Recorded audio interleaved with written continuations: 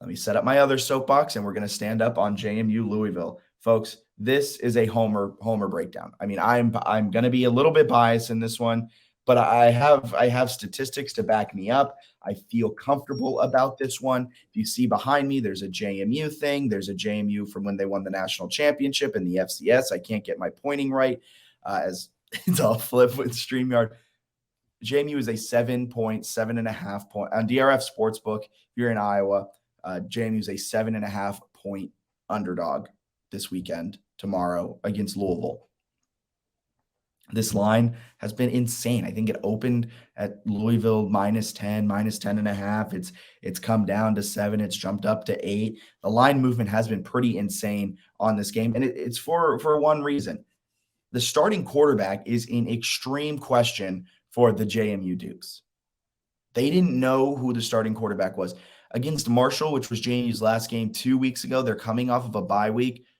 They went with Billy Atkins, their backup quarterback. Did not look good. The offense looked lethargic. The offense looked lackadaisical. The offense just was not solid, and they ended up losing that game in a low-scoring defensive battle. Now, a bye week, and there's been some secrecy surrounding the quarterback. The media has been asking questions. The portion of practice that's typically left open for the media was closed off. And a Breeze reporter, Breeze is the local student paper, there's a hill, not to get too into the weeds of JMU, but there's a hill that you can see into the stadium, and you can see what's happening. He was on that hill. He saw that it looked like number 1, Todd Centeio, was taking reps with the first team and was a full participant in practice, which leads us to believe that Todd Centeio is going to be full go here on Saturday against Louisville. And that's huge. This offense has taken a major step back with Billy Atkins at the helm.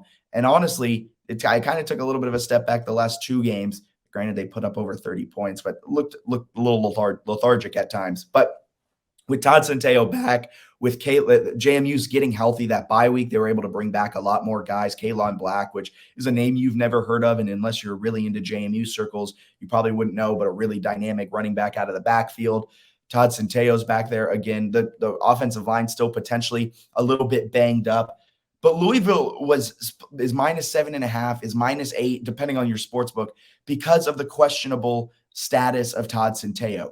Now, with reports coming out that it's likely he will go, I'm saying right now, hammer JMU as the dog at +7, +7.5. JMU's defense is still one of the best in the nation, and this is a good-on-good breakdown, right? Louisville runs the ball well, especially with Malik Cunningham. He's only thrown, I believe, 4 touchdowns this season with 4 interceptions, and you see that, and you're like, well, that's not good.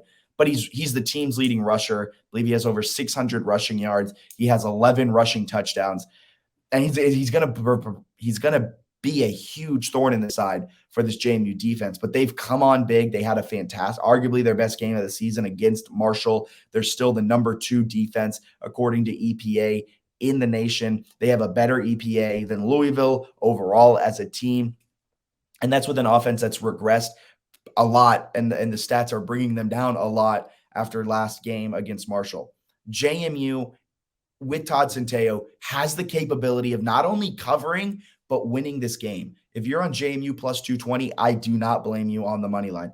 But my best bet for this game is JMU +7, mainly because of Todd Centeio's availability. And I think Louisville's line is a little bit inflated in this one, and I think JMU is deflated. JMU's coming off of back-to-back losses after getting voted into the AP Top 25 in their first year in the FBS.